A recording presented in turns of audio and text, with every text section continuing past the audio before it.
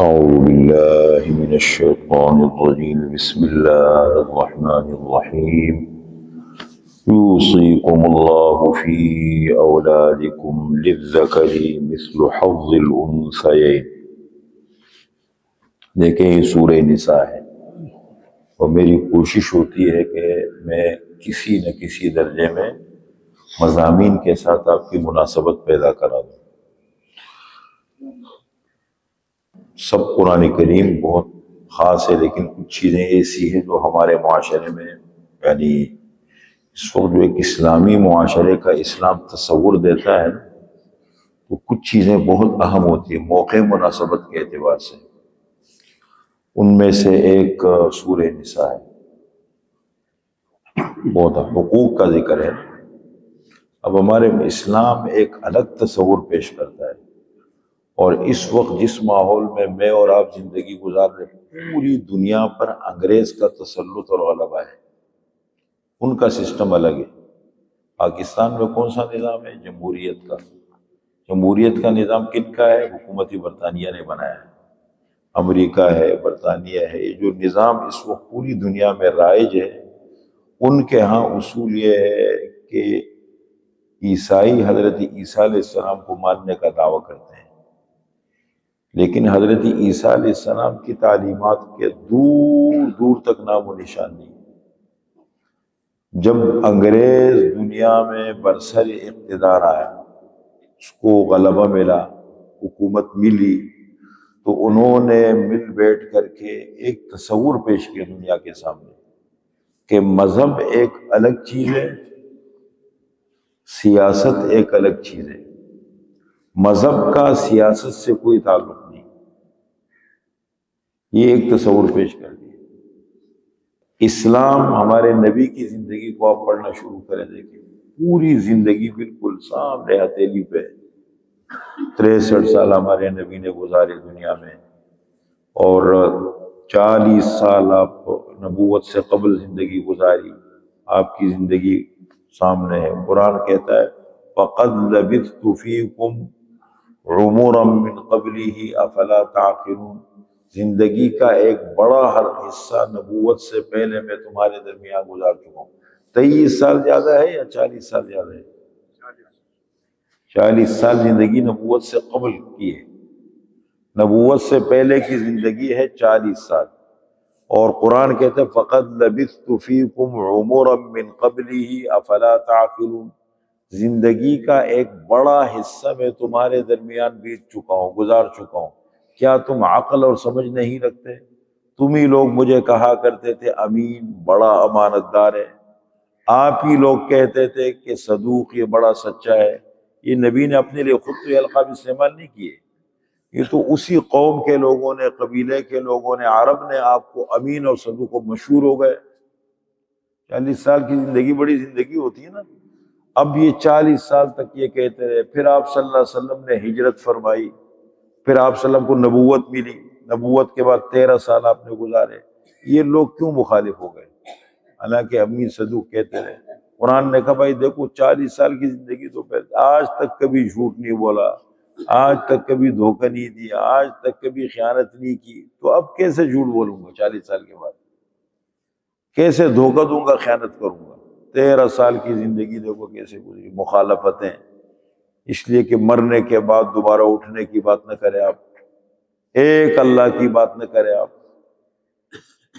اور اسی طریقے سے آخرت کی باتیں نہ کرے، یہ چیزیں مخالف ہو گئے۔ پھر آپ نے ہجرت فرمائی، مدینہ منورہ تشریف لائے، 10 سال آپ نے مدینہ منورہ میں گزارے۔ آپ کو مرکز بنانے میں، ماحول بنانے میں کتنی قربانی آپ صلی اللہ علیہ وسلم نے دی۔ اس سے آپ اندازہ لگا لیں کہ اپنی زندگی کو بدلنے کے لیے اور اپنے ماحول کو بدلنے کے لیے کتنی قربانی دینی پڑتی ہے، تب جا کے ماحول بدلتا ہے۔ صرف سوچنے سے، بیٹھنے سے کبھی ماحول نہیں بدلتا۔ آپ اچھے فلسفے جڑے، گفتگو کریں، کتنی ہمارے نبی نے دیکھو محنت فرمایا ماحول کو بدلنے کے لیے۔ پھر انگریز کی زندگی کو دیکھو، انہوں نے خود ساختہ قانون بنایا، اپنے ہاتھوں سے ایک قانون بنایا، نظام بنایا دنیا کے، مذہب الگ، سیاست الگ، ہم آزاد ہے، جس طرح چاہے وہ کرے۔ ہمارے نبی کی زندگی کو دیکھو، سب کچھ ایک ساتھ، بھائی ایک وقت ہمارے پیغمبر دیکھو نبی بھی ہے، پھر آپ صلی اللہ علیہ وسلم دیکھے ساری حیثیتیں، آپ ایک داعی بھی ہے، آپ ایک بہترین مجاہد بھی ہے، آپ بہترین کمانڈر بھی ہے، امام بھی ہے، خطیب بھی ہے، تمام چیزیں موجود ہیں، اور وہی سوچ اپنے صحابہ کی طرف منتقل کی، فرق نہیں، پوری سوچ، مکمل جامع نظام، عقائد، عبادات، معاملات، معاشرت، اخلاق، دین کے تمام شعبے۔ اب دیکھیں نا اس ماحول میں انگریز نے آ کے ہمارے سسٹم کو کتنا منصوبے کے تحت اس کو خراب کیا۔ میں صرف یہ وراثت کے احکام آپ کو سمجھانا چاہ رہا ہوں، آگے تفصیل سے وراثت کی تفصیل ہے، اس کا تصور ختم ہو گیا۔ بعض قوموں میں تو ہمارے ہاں کہتے ہیں عورت کا حصہ کہاں سے آ گیا، صاف کہتے ہیں،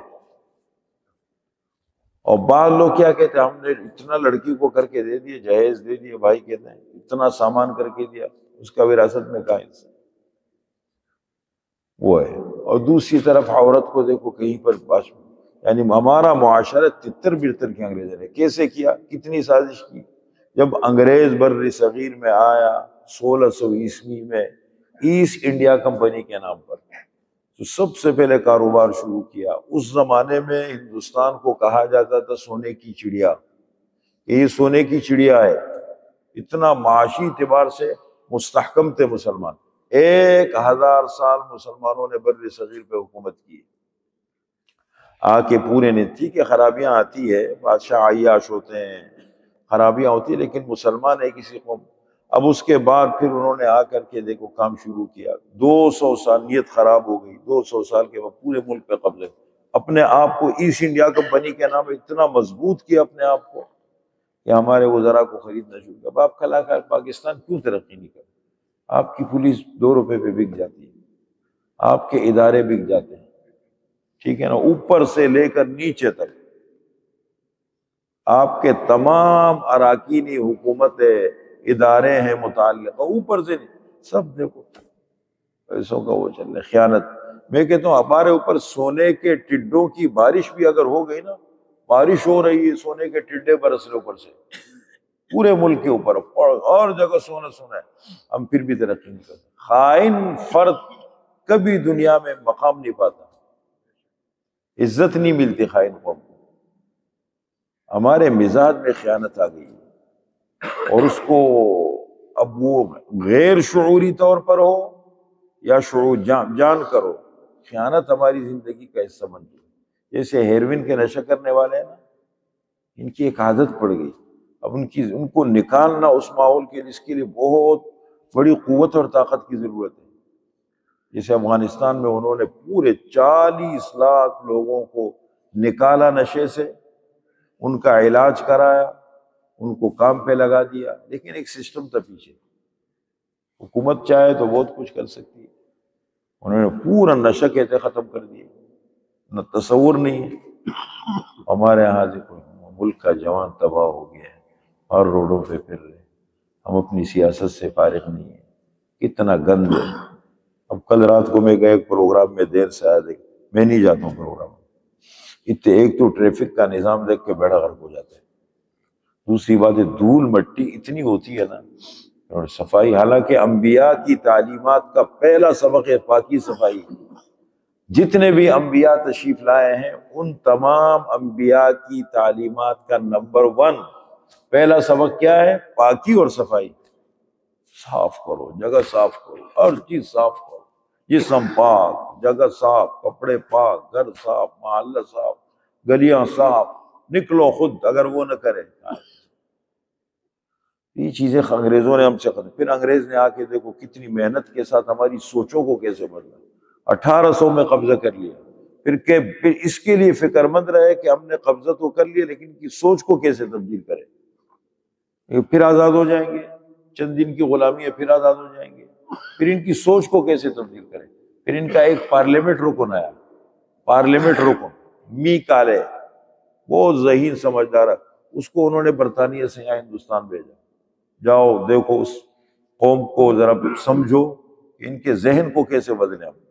اس نے 3 سال مسلسل دورہ کیا، پورے بر صغیر میں گھومتا رہا، الگ الگ قومیں ہیں، الگ الگ ذہن ہے، الگ الگ سوچ ہے، الگ الگ زبانیں ہیں. وہ ملتے گھومتے گھومتے 3 سال دورہ کرنے کے بعد 2 سال بیٹھ کے اس نے اپنی رپورٹ تیار کی. 2 سال میں رپورٹ بنائی، 3 سال دورہ کیا. 1835 میں اس نے مشورہ دیا نظام تعلیم کو بدلو، نظام تعلیم کو بدلو. 38 میں چلا گیا، 48 میں اس نے تاریخ انگلستان لکھی. 1855 میں انگریز نے ایک کمیشن بھیجا برطانیہ سے بر صغیر، سرکاری اداروں میں ہم ملازمت ان کو دیں گے جو انگریزی زبان جانتا ہوں، اس کو انگریزی زبان آتی ہے، ملازمت ہم ان کو دیں گے. اور نمبر 2 3 کالج بنائے، بمبئی، کلکتہ، مدراس. علامہ اقبال اپنے اشعار میں اس پورے منصوبے کو بیان کرتے ہیں. ایک لردی فرنگی نے کہا اپنے پسر سے، منظر وہ طلب کر کہ تیری آنکھ نہ ہو سیر. بیچارے کے حق میں ہے یہی سب سے بڑا ظلم، برے پہ اگر فاش کرے قاعدہ شعر. سینے میں رہے راضی ملوکانہ تو بہتر، کرتے نہیں محکوم کو تیغوں سے کبھی زیر. تعلیم کے تیزاب میں ڈال اس کی خودی کو، ہو جائے ملائم تو جدھر چاہے اسے پھیر. تاثیر میں اکسیر سے بڑھ کر ہے تیزاب، سونے کا ہمالہ ہو تو مٹی کا بنے ڈھیر. اب میں تو پورے یقین سے کہتا ہوں کہ ہمارے تقریباً تمام تو نہیں کہہ سکتا ہوں لیکن زیادہ تر سب تقریباً سمجھ لے. یہ اس اشعار کا مطلب کس کو سمجھ آتا ہے؟ کوئی بیان کرے گا تو میں اس کو تقریباً 20,000 روپے انعام دے سکتا ہوں. 20,000 روپے انعام. ان اشعار کا مطلب میرے سامنے اب بیان کریں نہیں کر سکتے، مناسبت ہی نہیں ہے. انگریز نے سب پاؤں کے نیچے سارے زمین نکال دی، اپنی زمین. جس قوم کی زبان آزاد نہ ہونا وہ قوم کبھی آگے نہیں بڑھ سکتی. آپ دنیا کی ہر زبان سیکھے، انگریزی سیکھے، بہترین سے بہترین سیکھے، اس پہ اعتراض نہیں ہے. اپنی زبان کہاں گئی؟ اپنی زبان ہونی چاہیے پھر آگے بڑھنا چاہیے. پھر دیکھو انہوں نے کیا کیا، پورے نظامی تعلیم کو بدلو. آپ دیکھو مسلمان کا بچہ ہے، تربیت کہاں ہو رہی ہے، کیا ماحول مل رہا ہے، کیا سوچ اور ذہن مل رہا ہے، وہ الٹا اسلام کے بارے میں. اب اس دن میں کتاب پڑھا رہا ہوں سرایا میں، ایک زیبس کے استاد ہے میرے ساتھ بیٹھے ہوئے، زیبس یونیورسٹی کے. مجھے کہتے یہ کیوں کیا نبی نے سریے میں، یہ کیوں کیا، یہ کیوں کیا. میں نے کہا بھائی دیکھو یہ پورا ماحول ہم نے وہاں نہیں دیکھا. نبی کبھی ظلم زیادتی نہیں کرتے تھے، نبی کبھی ظلم زیادتی نہیں کرتے تھے. یہ سب آپ صلی اللہ علیہ وسلم تو لشکر روانہ فرماتے، بچے کو قتل مت کرو، بوڑھے کو قتل مت کرو، خاتون کو قتل مت کرو، کسی بزرگ کو قتل مت کرو، جو مذہبی علاقوں اپنے مذہبی عبادت میں مصروف ہے ان کو چھیڑ چھاڑ مت کرو، رات کے وقت جا کے حملہ نہیں کرنا، صبح کے اجالے کا انتظار کرنا. تو میں نے اس کو کیا سمجھاؤ، یہ تو ماشاءاللہ سمجھدار پڑھا لکھا نہیں. میں نے کہا دیکھو انگریز ایسٹ انڈیا کمپنی کے نام پہ نہ آتا بر صغیر میں، اور پھر یہاں پر حکومت پر قبضہ نہ کرتا، اور پھر نظام تعلیم تبدیل نہ کرتا، اور پھر زیبس تو اس کا نتیجہ زیبس یونیورسٹی نہ بنتی. زیبس یونیورسٹی نہ بنتی تو آپ مجھ سے یہ سوال نہ کرتے. بڑی محنت ہے. تو میں یہ کہہ رہا ہوں یہ ایک چیز ہے. دیکھو ہمارے ذہن کو اتنا تبدیل کہ معاملات کو تو ہماری زندگی سے بالکل آؤٹ کر دیے. آج کل کا دیندار مسلمان کس کو کہتے ہیں؟ جو نماز پڑھے، زیادہ سے زیادہ اگر اس کو صاحب نصاب اللہ نے بنا دی، اس نے زکوٰۃ ادا کر دی، رمضان کا مہینہ ہے اس نے روزے رکھ لیے، وہ حج کا موقع ملا تو اس نے فرض حج کر لیا، نہیں تو نفلی حج پہ بھی چلا گیا. جو نفلی حج زیادہ کرے کہ بڑا حاجی ہے اور نفلی عمرے کرتا ہے. یہ بھائی یہ تو عبادات ہے، یہ تو دین کا ایک حصہ عبادات ہے. نماز، زکوٰۃ، روزہ، حج یہ تو عبادات ہے، معاملات کا ہے. الدین و المعاملہ، دین معاملات کا نام ہے. ہمارے مسلمانوں کے معاملاتوں کے بعد جا کے دیکھو یہ جو ہم اس طریقے سے، یہ جو ہمارے ہاں انگریزوں کے ہاں جا کے دیکھو نا، اس طرح کھلے شادی حال آپ کے آبادیوں کے اندر کھلے ہیں. چھوٹا سا بنگلہ ہے کرائے پہ لے لیے، اسکول کھول دیا، گلیاں بند ہے، شور ہنگامہ جاری ہے، ہر چیز آبادی کے. یہ کون سا دین ہے بھائی؟ یہ تو ہمارا دین منع کرتے ہیں ان چیزوں کو. انگریز نے وہ ساری چیزیں اپنی ضرورت کے لیے کر لیا ہمارا ماحول. بہت زیادہ. پھر دیکھیں وراثت کا تصور بالکل ختم ہو گیا مسلمانوں میں. وراثت کا جو تصور ہے نا، اس لیے میں ان آیات کی وضاحت سے پہلے کل وراثت کی تھوڑی سی ترتیب آپ کو سمجھاؤں گا. ہو نہ ہو معاملات کا بہت اہم حصہ ہے وراثت، ہے نا. اب میرے پاس جب جھگڑے آتے ہیں فیملی میٹر، لوگوں کے وراثت کے مسائل، تو کبھی پتہ نہیں پردادا اور پردادا سے آگے کیا ہوتا ہے وہ سب مسئلہ آ جاتا ہے. اب پوری نسلیں گزر گئی ایک مکان کے اندر، اٹھ کھڑے ہو گئے، پوتے پڑ پوتے کھڑے ہو گئے، جھگڑا شروع ہو گیا. کہتے یہ وراثت کا مسئلہ ہے مولانا صاحب، بتاؤ کیا کرے.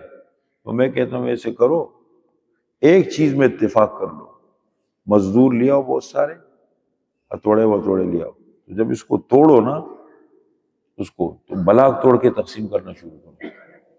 بلاک توڑو تقسیم کرنا شروع کرو. اب کیا کرو گے؟ مسئلہ کہاں سے کہاں چلا گیا. اب جھگڑا کڑا ہو گیا. اب تک سب کے مفادات نے میٹھا میٹھا آپ اور کڑوا کڑوا، وقت آنے پر معاملات کو واضح نہیں کیا. اب جب بات پانی سر کے اوپر سے گزر گیا وراثت کی تقسیم، اب کیسے کرو گے تم یار؟ جن کا حصہ تھا وہ تو قبروں میں مٹی ہو گئے، اور جن کا حصہ نہیں ہے وہ لڑ رہے. بہت زیادہ یہ اہم مسئلہ ہے معاملات کا. میں وراثت کی اہمیت پر احادیث سب چیزیں آپ کے سامنے انشاءاللہ بیان کروں گا.